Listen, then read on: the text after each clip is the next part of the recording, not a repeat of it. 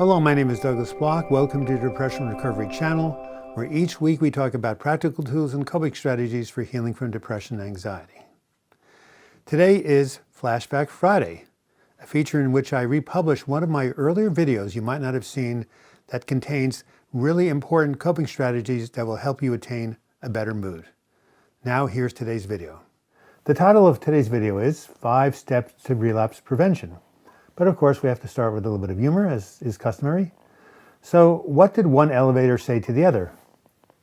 I think I'm coming down with something. Right, so as I said, the title of today's video is 5 Steps to Relapse Prevention.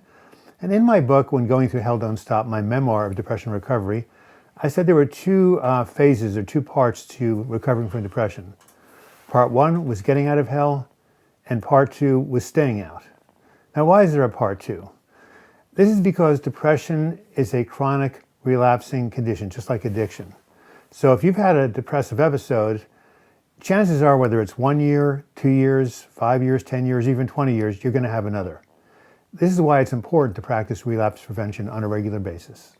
But you may say, why does the term relapse apply to me? I thought only those with alcoholism or addiction relapsed. Now, it is true, when you hear the word relapse, you think of people relapsing into drugs and alcohol. That's why I'm going to coin a new phrase to replace relapse prevention. I'm going to call it episode prevention. So we who have depression, anxiety, bipolar disorder are concerned with episode prevention. And the purpose of this video is to give you a 5-step process to prevent future episodes of depression, anxiety, or bipolar disorder. So here are the 5 steps. Step 1 is be prepared. Start by making a list of those people that you can turn to in case you find yourself slipping. They could be a prescriber, a counselor, a family member, a friend, a sponsor, a mentor, a minister, priest, or rabbi, someone you can turn to if you feel yourself going downhill. In addition, make a list of what I call your personal triggers, those thoughts, events, or situations that can initiate an episode of depression or anxiety. Here's a list of some of the triggers that my clients say they try to avoid.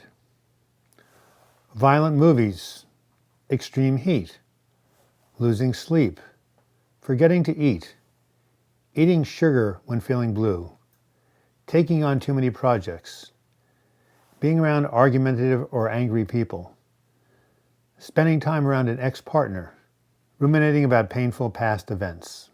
Once you've identified your personal triggers, make every effort you can to avoid these situations, events, or people. Step 2, pay attention.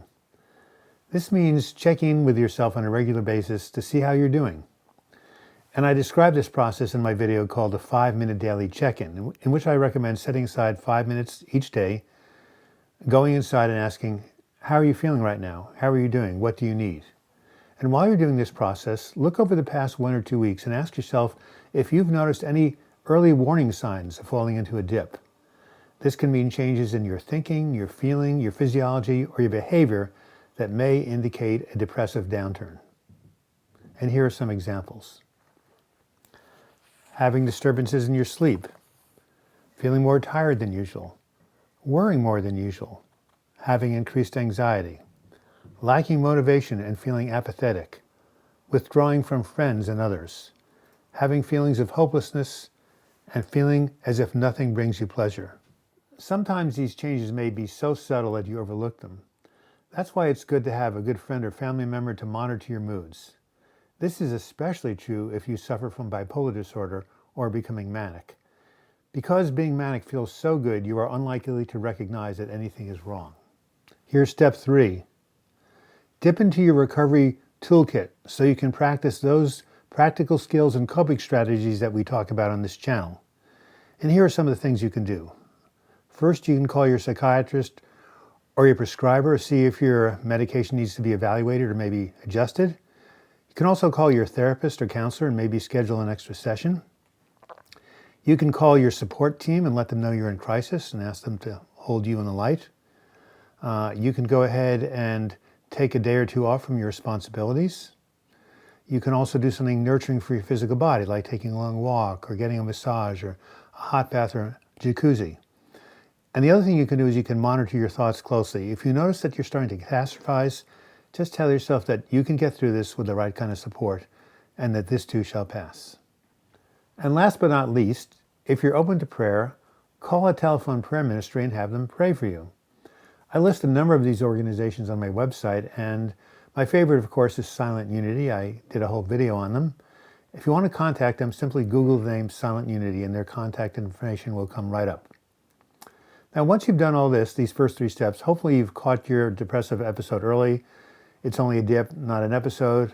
But even if you have, be patient because it does take a time to recover from depression, and give yourself 2 to 6 weeks to feel better, especially if you're taking a brand new antidepressant. Step 4.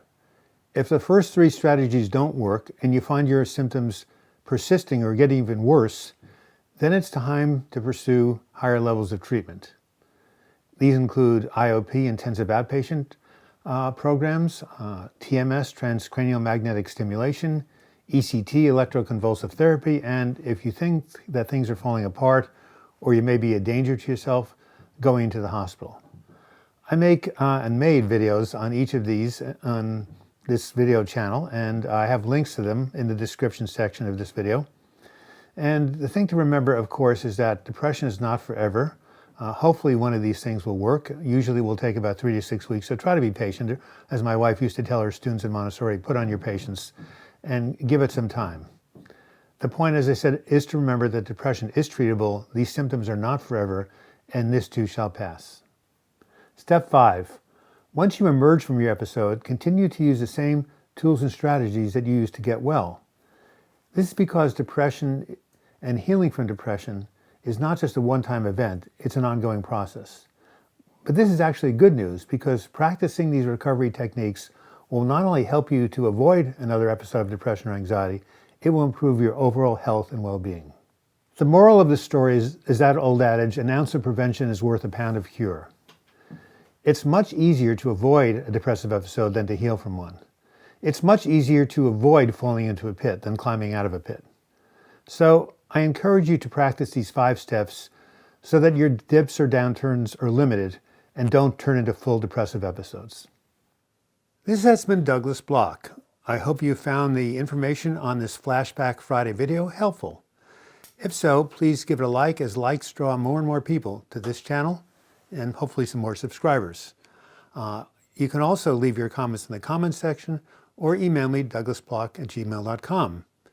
If you do want to subscribe to this channel, click on my photo in the closing credits. You'll be taken to my subscribe page. And if you click on the bell to the right, you'll be notified every time I do a new video or live chat. And if you want to contribute to this channel and become a patron, simply click on the Patreon image. You'll be taken to my crowdfunding site.